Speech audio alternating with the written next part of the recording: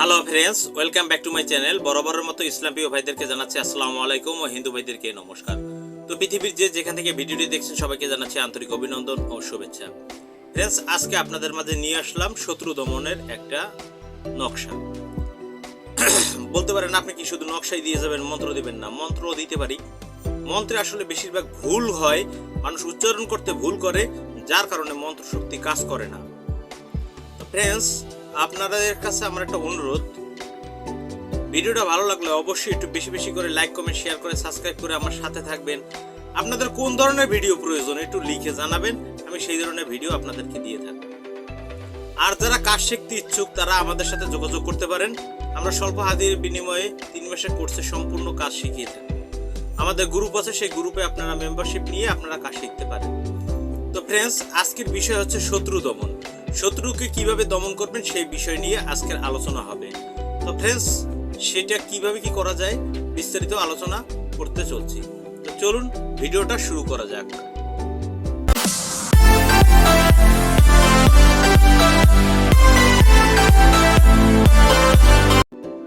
Friends, ফিরে আসলাম একটা ইন্টুর পর। এখন কথা হচ্ছে, আজকে আমরা যে শত্রু দমন করব সে যে একটা নকশা লাগবে, সেই নকশাটা আমাদের আগে দেখা উচিত। সেই নকশাটা দেখে তারপরে কিভাবে কি করবেন সব বিস্তারিত বলে দেব।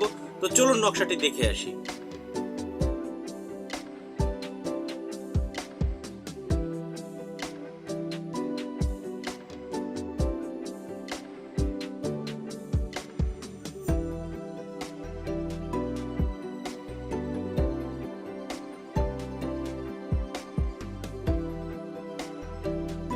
ফ্রেন্ডস, আপনারা নকশাটা স্পষ্ট আকারে দেখতে পারলেন। এই নকশাটিকে আপনাকে আমি বলে দিচ্ছি কি করতে হবে। আপনারা যে কোনো শনি অথবা মঙ্গলবার দিনকে সাদা কাগজে লাল কালি দ্বারা লিখলেই হবে। কোন দিকে ফিরে লিখবেন? পশ্চিম দিকে মুখ করে। মুখে তিতা জাতীয় এবং গোলমরিচ রেখে মুখটাকে ঝাঁঝালো এবং তিতা করে আপনি পশ্চিম মুখী অর্থাৎ ক্যাবলামুখী হয়ে বসবেন। জায়নামাজের উপরে বসে নেবেন। তারপরে উক্ত নকশা আপনাকে 41টা অঙ্কন করতে হবে। আঁকার সময় শত্রুর চেহারা অবশ্যই স্মরণ করে নেবেন, নতুবা কিন্তু কাজ করবে না। স্মরণ করার পরে আপনি 41টা নকশা মঙ্গলবারে একবারে লিখবেন। কখন লিখবেন? এই কাজটি করবেন সকাল 10টা থেকে দুপুর 2টার মধ্যে। এরপরে আর লিখতে পারবেন না। এই টাইমের ভিতরে সামনে 3টে আগরবাতি, একটা মোমবাতি জ্বালাইয়া তারপরে লিখবেন। লেখার পরে লাল কালি দিয়ে লিখলেই চলবে, আর যাদের কাছে জাফরান মেশকো কুমকুম কালি থাকবে সেই কালি দিয়ে লিখবেন। লেখার পরে আপনি নিচে লিখে দিবেন শত্রুর নাম, শত্রুর পিতার নাম। আর যদি শত্রু মহিলা হয় তাহলে শত্রুর নাম, শত্রুর মায়ের নাম লিখবেন। মেয়েদের ক্ষেত্রে মায়ের নাম, ছেলেদের ক্ষেত্রে পিতার নাম।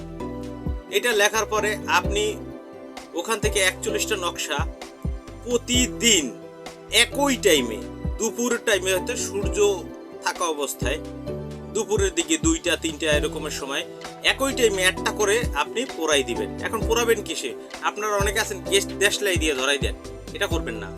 মোমের আগুনে পোড়াতে হবে। এরকম 41 দিন 41টা নকশা পোড়াতে হবে। আরও সাথে 3টা নকশা আপনি অঙ্কন করবেন এক্সট্রা। সেই 3টা নকশা আপনি করবেন কি? একটি শ্মশানে দাফন করবেন, একটি কবরস্থানে দাফন করবেন, একটি 3 রাস্তার মোড়ে দাফন করবেন। আর প্রত্যেকটা নকশা আপনি যখন লিখবেন অবশ্যই কিন্তু মুখে গোলমরিচ এবং তিতা জাতীয় দ্রব্য রেখে শত্রুর চেহারা স্মরণ করে তারপরে লিখবেন।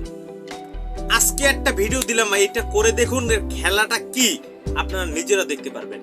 তো ফ্রেন্ডস, যদি এই ধরনের ভিডিও পেতে চান, আপনাদের যদি ভালো লেগে থাকে তাহলে আমাদের সাথেই থাকবেন, আমাদের উৎসাহিত করবেন। কোন ধরনের ভিডিও প্রয়োজন সেটা চাইবেন, না হলে আমি কি করে দিব?